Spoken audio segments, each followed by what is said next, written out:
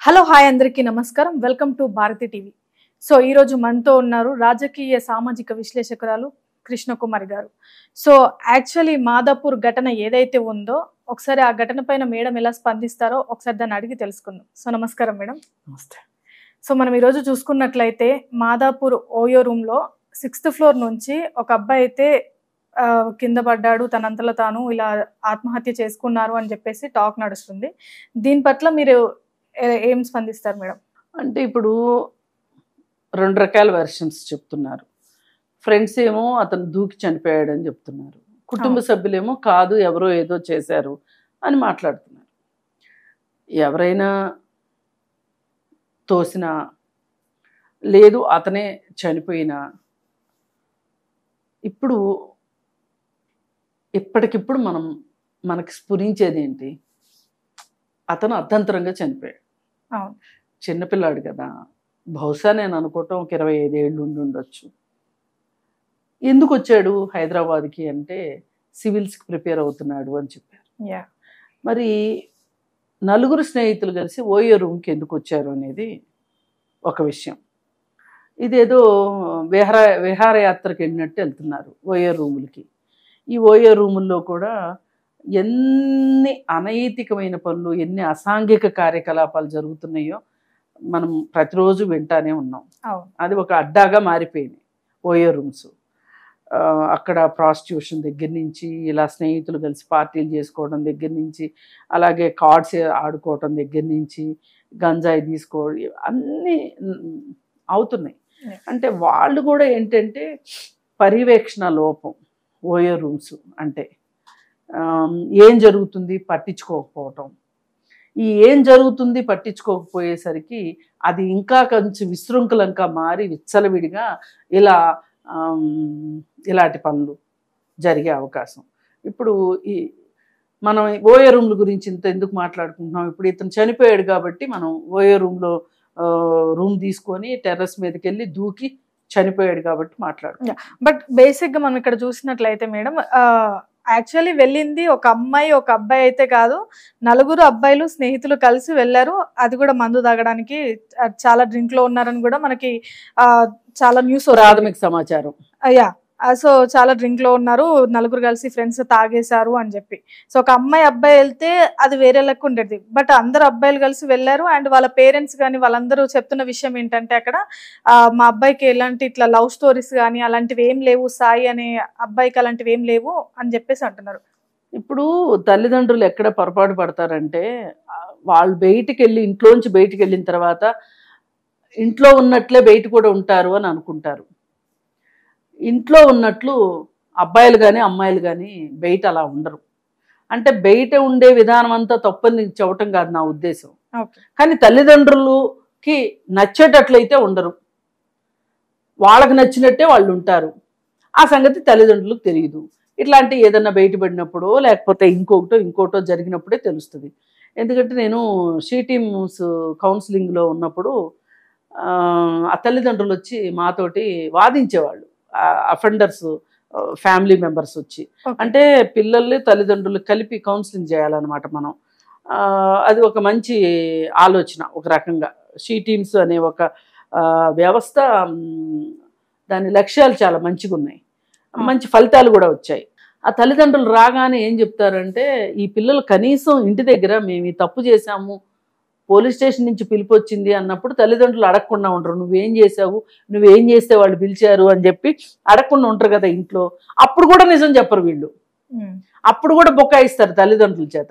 తల్లిదండ్రులు కూడా ఏమనుకుంటారంటే, మన అబ్బాయి ఎందుకు అబద్ధాలు చెప్తాడు, మన అబ్బాయి అబద్ధాలు చెప్పట్లేదు అని వాళ్ళు వచ్చి మాతోటి కూడా వాదన పెట్టుకుంటారు. మా అబ్బాయి అట్లాంటి వాడు కాదు అది ఇదేనంటే. కొంతమంది తల్లిదండ్రులు అయితే వింటారు, కానీ కొంతమంది తల్లిదండ్రులు వినకపోతే వాళ్ళకి ఇప్పుడు ఈ షీ టీమ్స్ వాళ్ళు పట్టుకొచ్చినప్పుడు కొన్ని ఫోటోగ్రాఫ్స్ అవి తీస్తారు. వీళ్ళు ఏం తప్పు చేశారో, అమ్మాయిలను టీచ్ చేసే విషయంలో ఇట్లాంటి వాటిలో ఏం చేశారో, లేదు వేరే అమ్మాయికి ఏం మెసేజ్లు పెట్టారో అవన్నీ కొంచెం చూపిస్తారు వాళ్ళకి. అప్పుడు వీళ్ళు వింటారనమాట. అప్పుడు అక్కడ పట్టుకొని ఆ పిల్లోడు ఎంత పెద్ద పిల్లోడా ఏంటి అనేది చూడరు, ఉతుకుతారు. అప్పుడు మనము ఆపాల్సి వస్తుంది అనమాట. అయ్యో అలా కొట్టకూడదు, వద్దు వద్దు వద్దు అట్లా కాదు అని చెప్పి. లేదు అనుకుంటే వాళ్ళు కొట్టదలుచుకున్నప్పుడు పోలీసులకు చెప్తారు, 2 కొట్టండి మా వాడికి, మీరు చెప్తే నా బుద్ధి వస్తుంది అని. అంటే పూర్తిగా అక్కడ వాతావరణం చాలా చేంజ్ అయిపోద్ది అనమాట. అసలు మనం పిల్లలకి కౌన్సిలింగ్ అని చెప్పి పిలిస్తే అదొక ఫ్యామిలీ కౌన్సిలింగ్ అయిపోతుంది. ఎందుకు అవుతుంది ఫ్యామిలీ కౌన్సిలింగ్ అంటే, ఈ పిల్లవాడు లేదంటే యువకుడు తాను బయట ఏం చేస్తాడో ఇంట్లో చెప్పడు. అందుకని వాళ్ళు సడన్ గా వినేసరికి వాళ్ళు ఇంట్లో అప్పుడు చెప్పడం మొదలెడతారు. అప్పుడు అలా చేశాడు, ఇప్పుడు ఇలా చేశాడు, డబ్బులు ఎక్కువ తీసుకుంటాడు, ఇంటికి టైంకి రాడు, ఏమోలే మగపిల్లాడు కదా, మగపిల్లాడైతే తిరిగితే నష్టం ఏంటి అనుకున్నాం మేము అని మాట్లాడతారు తల్లిదండ్రులు.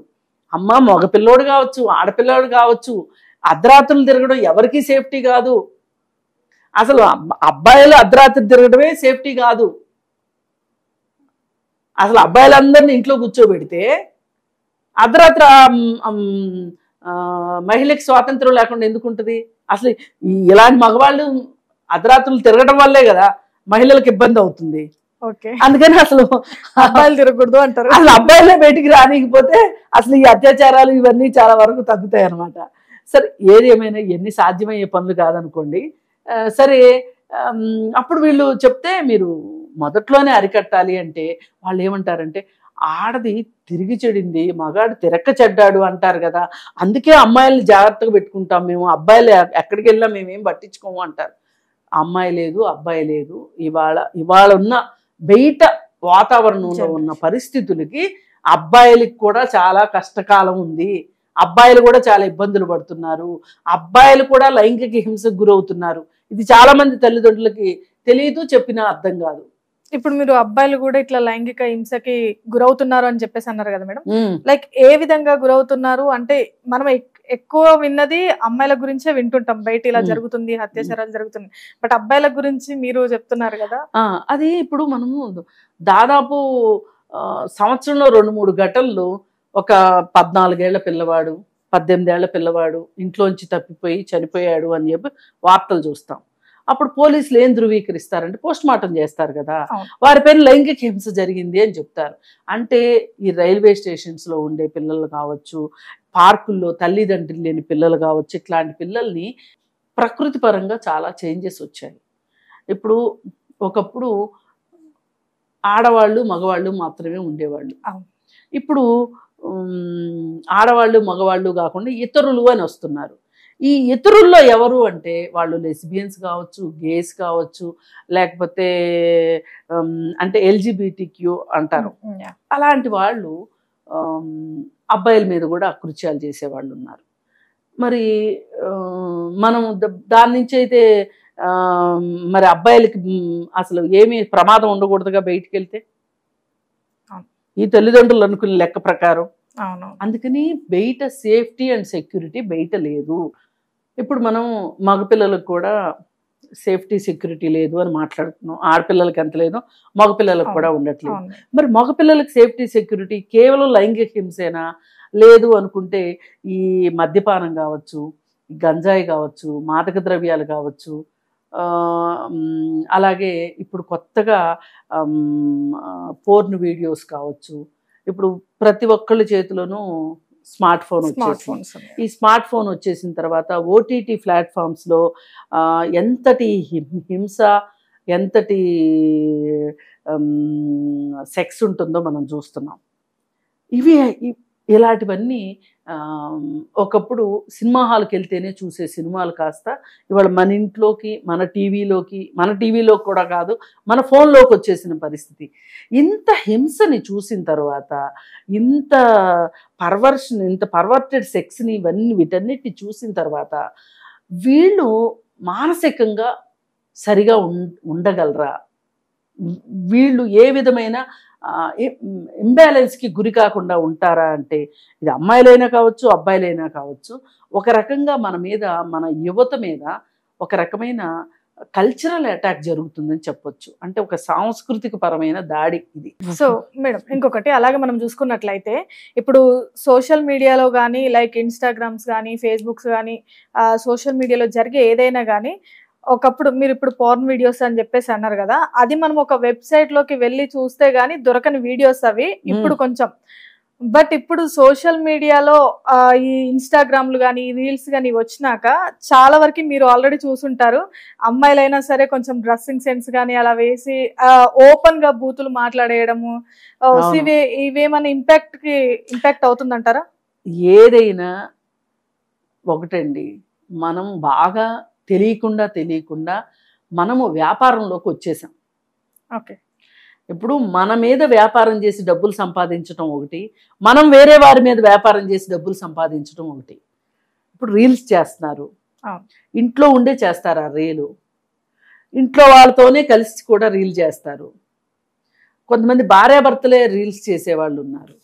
వాళ్ళు వేస్తున్న డాన్సులు, వాళ్ళు మాట్లాడుతున్న వికృతమైన మాటలు, ఆ పోకడలు అవన్నీ చూస్తే మనకి ఏమనిపిస్తుంది? అసలు ఎందుకు చేస్తున్నారు ఈ రీల్స్ అనిపిస్తుంది.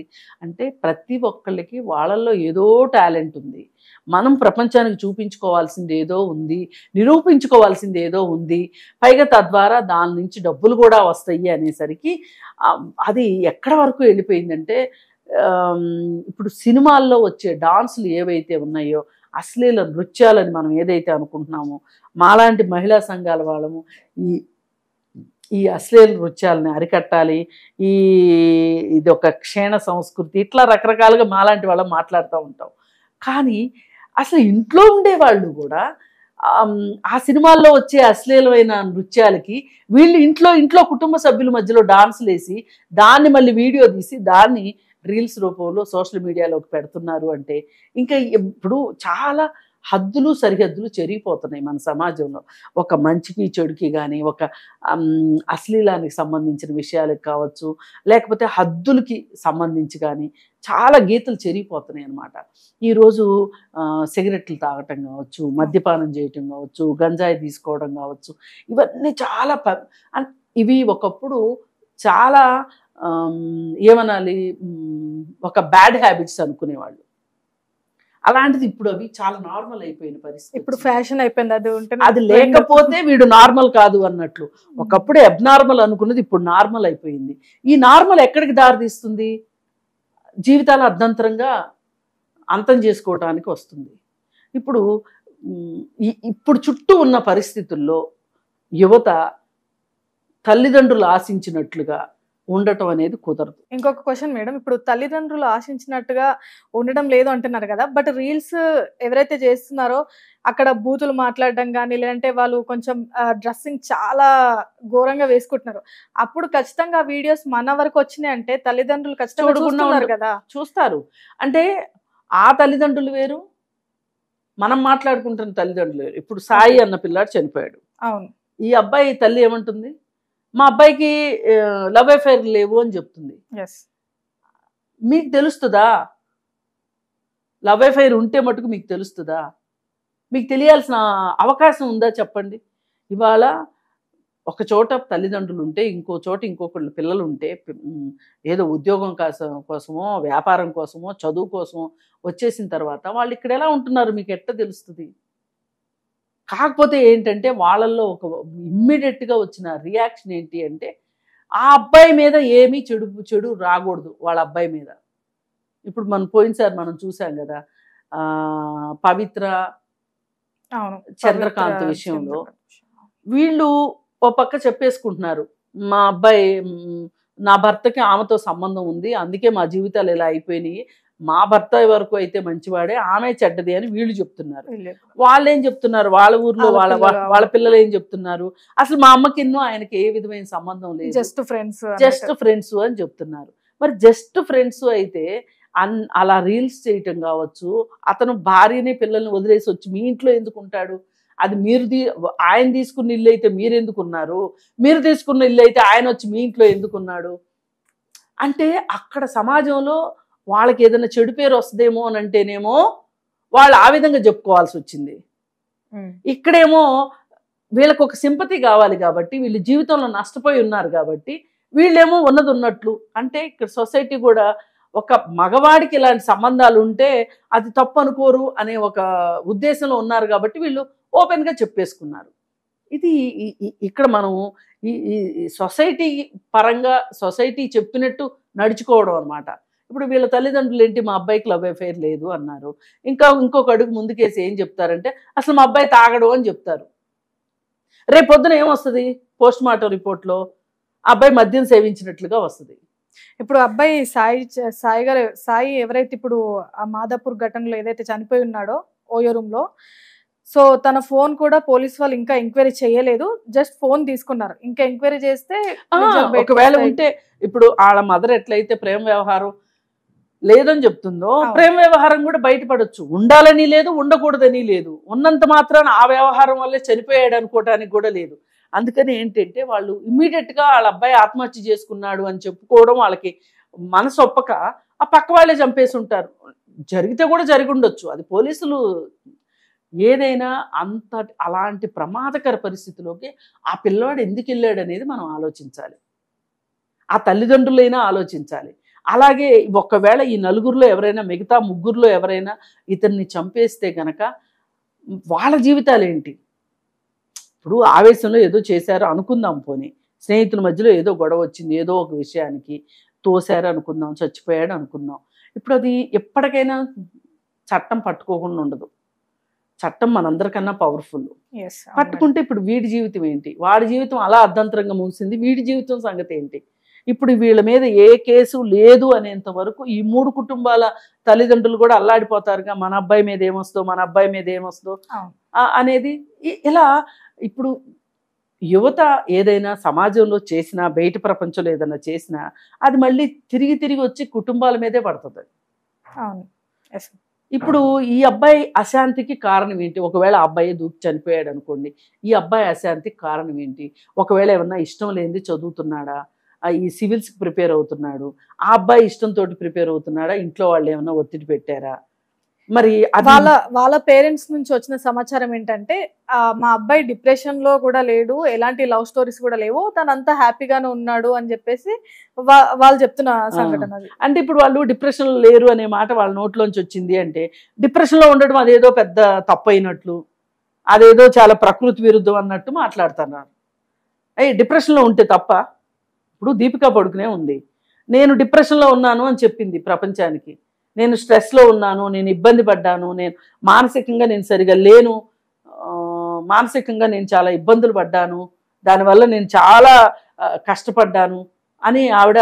మరి నాకు నేనే అనుకున్నాను, బయటికి నేను ఇంత సక్సెస్ చూశాను, ఇంత చిన్న వయసులో ఇంత డబ్బులు సంపాదించాను, మరి నా వెనక ప్రేక్షకులు ఉన్నారు, నా ముందు ప్రొడ్యూసర్లు ఉన్నారు, డైరెక్టర్లు, కో ఆర్టిస్టులు, ఇంతమంది మధ్యలో నేను సంతోషంగా లేను అని నన్ను నేను ప్రశ్నించుకున్నాను.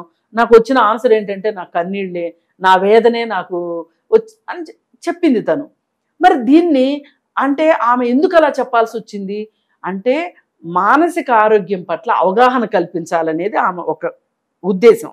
అలాగే ఈ అవగాహన లేక అదేదో చాలా పెద్ద తప్పు అన్నట్లు, నేను డిప్రెషన్లో, మా అబ్బాయి డిప్రెషన్లో లేడు అని చెప్పటం మటుకు అది అంటే ఆ తల్లిదండ్రులు ఏమన్నా అన్నీ తెలిసి కప్పిపుచ్చుకుంటున్నారా, లేకపోతే ఉంటే మాకు తెలియకుండా డిప్రెషన్ కూడా ఉండుండొచ్చు అని కూడా అనొచ్చు.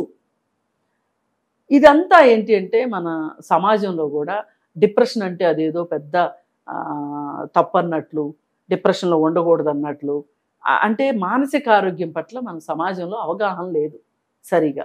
ఆ అవగాహన లేక కూడా మనకి ఏదన్నా బాగలేదు అని అంటే డాక్టర్ దగ్గరికి వెళ్ళకపోవటము, డాక్టర్ దగ్గరికి చూపించుకోకపోవటము, దానికి సంబంధించి మందులు వాడడమా, సైకోథెరపీ చేయించుకోవడమా, కౌన్సిలింగ్ తీసుకోవడమా, ఇలాంటివి వాటి జోలికి వెళ్ళరు అనమాట.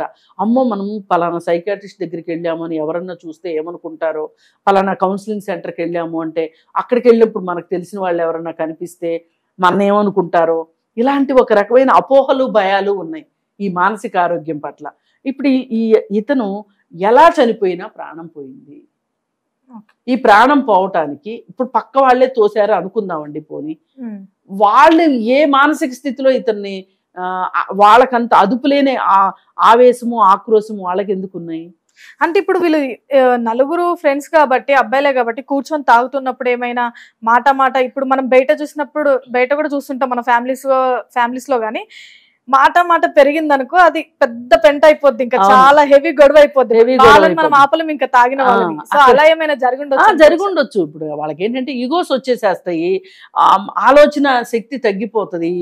మద్యం సేవించినప్పుడు వాళ్ళు మాట్లాడిందే కరెక్ట్ అనుకుంటారు, వాళ్ళ వాదన్నే నెగ్గించుకోవాలనుకుంటారు.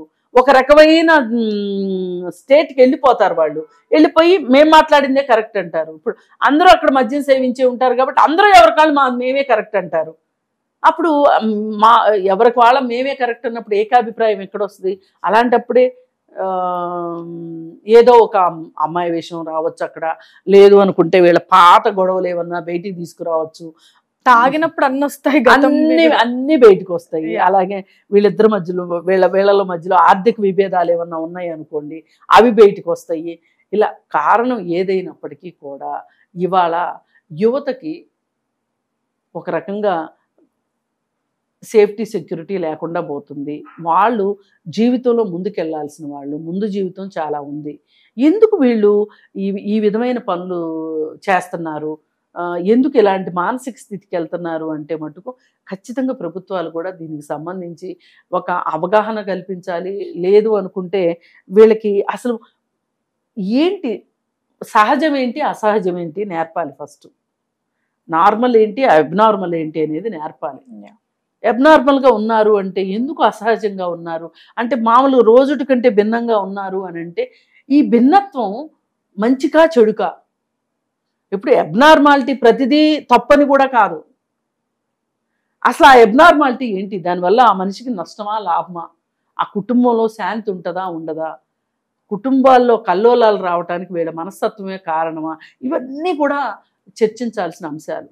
సో మీరు ఇప్పుడు ప్రభుత్వం పరంగా కూడా కొన్ని మార్పులు చేర్పులు అయితే జరగాలి అన్నారు కదా, ఈ విషయం బట్టి చూసినట్లయితే ఓయో రూమ్స్ గురించి మీరేం చెప్తారు మేడం? ఎక్కువగా అంటే ఓయో రూమ్ అనేది అసలు ఎంత ఈజీ వే అయిపోయిందంటే ఒక పేరెంటానికి ఇలా వెళ్ళి ఇలా వచ్చినట్టుగా అలా ఈజీ వే అన్నట్టుగా అయిపోయింది. అది దేనికైనా ఫ్రెండ్స్ కానీ ఒక లవర్స్ కానీ ఫ్యామిలీ, దాన్ని ఇంకా ఎవరు ఏం చేయలేకపోతున్నారు. అంటే ఒక ఫ్రెండ్స్ ఉండొచ్చు, బయట నుంచి వచ్చిన వాళ్ళు ఉంటుంటారు, లైక్ అంత ఈజీ వే అయిపోయింది. సో ఈ ఓయో రూమ్స్ గురించి ఏదైనా కొంచెం చేంజ్ చేయాలి, ఇలాంటి కొన్ని ఘటనలు జరగకుండా ఉండాలంటే ఏం చెప్తారు మీరు? అంటే కొంచెం నియంత్రణ ఉండాలండి. అంటే రూల్స్ రెగ్యులేషన్స్ ఉంటాయి కదా, నియమ నిబంధనలు ఉంటాయి కదా, వాటిని కొంచెం కఠినతరం చెయ్యాలి. ఇళ్ల మధ్యలో ఓయో రూమ్లు, ఆ ఓయో రూమ్లో ఏం జరుగుతుందో ఎంతో కొంత ఆ పక్కల వాళ్ళకి తెలియటము, ఇది ఇలా ఉండొచ్చు అని చెప్పి తెలియడము ఆ చుట్టుపక్కల ఉన్న వాళ్ళకి. అది కొంతమంది యువత దాన్ని గుడ్డిగా ఫాలో అవటము, ఇది మట్టుకు రెగ్యులర్ హోటల్ రూమ్స్లో ఇట్లాంటివి జరగవా అంటే ఎంతో కొంత ఒక నియంత్రణ అనేది అయితే ఉంటుంది. మరి ఇక్కడ నియంత్రణ లేదు అనేది మట్టుకు అర్థమవుతుంది. ఏదైనా ఈ పరిస్థితులు మట్టుకు కరెక్ట్ కాదు. వీటికి ఎక్కడో చోట చెక్ పెట్టాల్సిందే. అసలు ఈ పిల్లలు ఎంజాయ్ చేయడానికి నలుగురు పిల్లలు కలిసి ఒక ఓయో రూమ్ తీసుకొని అక్కడ కూర్చుని తాగి తందనాలు ఆడుతున్నారు అని అంటే సరే ఇంట్లో వాళ్ళకంటే తెలియదు అనుకుందాం, ఈ నలుగురు మనుషులకి బాధ్యత లేదు అనుకుందాం, కానీ వీళ్ళకి షెల్టర్ ఇచ్చిన వాళ్ళకైతే బాధ్యత ఉండాలి కదా. ఇప్పుడు ఏదైనా ఒక ప్రాస్టిట్యూషన్ హోమ్ నడుస్తుంది అనుకోండి, అది ప్రభుత్వం చట్టం దృష్టికి వెళ్ళింది అనుకోండి, ఈ ప్రాస్టిట్యూషన్ చేయించిన వాళ్ళకి కానీ చేసిన వాళ్ళకే కాదు ఆ ఇంటి ఓనర్కి కూడా శిక్ష ఉంటుంది. అంటే ఆయన తెలియక ఇచ్చుండొచ్చు, తెలిసి ఇచ్చుండొచ్చు అద్దెకి, కానీ ఆయన ఇంట్లో జరిగినప్పుడు ఆయనదే బాధ్యత అన్నట్లు ఆయన కూడా కోర్టుకు రావాల్సి ఉంటుంది, కోర్టుకు చెప్పుకోవాల్సి ఉంటుంది. అంటే నేను అనేది ఓయో రూమ్స్కి రెంట్కి ఇచ్చిన బిల్డింగ్ ఓనర్ల మీద కూడా ఒక పర్యవేక్షణ ఉండాలి. అసలు ఈ ఓయో రూమ్స్ అనే కల్చర్ ఏదైతే ఉందో మనకి, ఇది ఎంతవరకు ఇది అంటే రెంట్ తక్కువ కాబట్టి ఎఫర్ట్ చేయగలుగుతారు కాబట్టి అవసరమైన వాళ్ళకి ఇది చాలా అవసరమే, కాదని అనట్లా. కానీ ఇలాంటి కార్యకలాపాలు చేసే వాళ్ళకి మట్టుకు ఇది ఒక రకంగా మంచిది కాదు. అసలు ఒక 10 రోజుల క్రితం ఏమో చాలా మెయిన్ ఛానల్స్లోనే ఈ ఓయో రూమ్స్లో ఎలా ప్రాస్టిట్యూషన్ జరుగుతుంది, మైనర్ బాలికల చేత ఎలా ప్రాస్టిట్యూషన్ చేయిస్తున్నారు అనేది వచ్చింది మనకి. మరి చాలా విచ్చలవిడిగా విశృంఖలంగా ఏమాత్రం ఇబ్బంది లేకోకుండా ఇలాంటి అనైతికమైన పనులు చేయటానికి ఈ ఓయో రూమ్స్ నిలయాలుగా మారినాయి. వీటి పట్ల మట్టుకు ప్రభుత్వం శ్రద్ధ వహించాల్సిందే. అలాగే పిల్లల పట్ల కూడా తల్లిదండ్రులు, అలాగే మేము మేజర్లు అయిపోయాం అనుకునే పిల్లలు కూడా అసలు వాళ్ళ జీవితాల్లో వాళ్ళకై వాళ్ళు సమస్యలు కొని తెచ్చుకుంటున్నారా, ఉన్న సమస్యలను పరిష్కారం చేసుకోలేక ఇలా చావటానికి సిద్ధపడిపోతున్నారా, లేదు అనుకుంటే ఈ చావుకి బతుకి మధ్యలో ఈ ఈ వ్యసనాలతోటి వాళ్ళు వ్యసనాలకు బానిసలుగా మారి ఇలా జీవితాలని ఇలా అంతం చేసుకుంటున్నారా, ఇదంతా కూడా కొంచెం మాట్లాడాల్సింది. అంటే ఎక్కువ ప్రభుత్వాలు కూడా దీని మీద దృష్టి పెట్టాల్సిన అవసరం ఉంది. ఇప్పుడు ఓయో రూమ్స్లలో డ్రింక్స్ అలో చేయడం కూడా చాలా వరకు అది కూడా చాలా ఎఫెక్ట్ అనే చెప్పుకోవచ్చు. ఎందుకంటే యాక్చువల్ అక్కడ డ్రింక్స్ అనేది అలో చేయకుండా ఉండుంటే కొంతవరకు ఆపగలం ఇలాంటి సంఘటనలు అని అనుకోవచ్చు.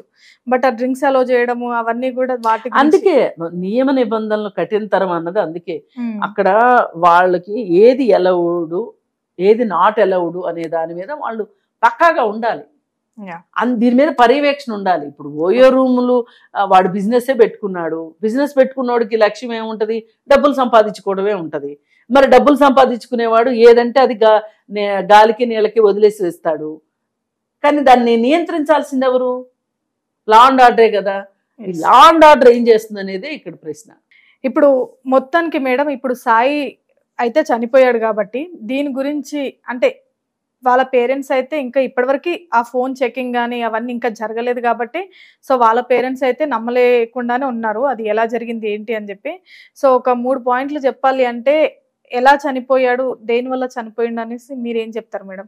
అంటే అది నిగ్గు తేల్చవలసింది పోలీసులండి.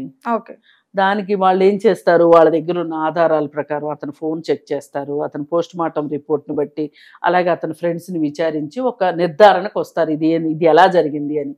అతను ఆత్మహత్య చేసుకున్నా, ఒకవేళ ఎవరైనా తోసినా, ఏదైనా సరే ఆత్మహత్య చేసుకున్నాడు అంటే దానికి సంబంధించిన కారణాలు పూర్తిగా చెప్పాల్సి ఉంటుంది.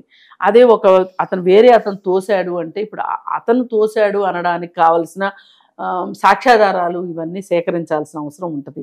ఎలా చేసినా సరే ఇక్కడ ఒక ప్రాణం పోయింది, ఎందుకు పోయింది అనే దాని మీద ఒక చర్చ అయితే జరగాలి. అది నేను అనేది. దీనిలో తల్లిదండ్రులు తప్పు ఉందనో లేకపోతే ఇంకొకరు తప్పు మనం జడ్జిమెంట్లు ఇవ్వడానికి లేము. ఇప్పుడు ఇలాంటివి జరిగినప్పుడు దీని గురించి ఒక చర్చ జరిగితే ఇలాంటి పరిస్థితిలో ఉన్నవాళ్ళు కొంచెం ఆలోచిస్తారు.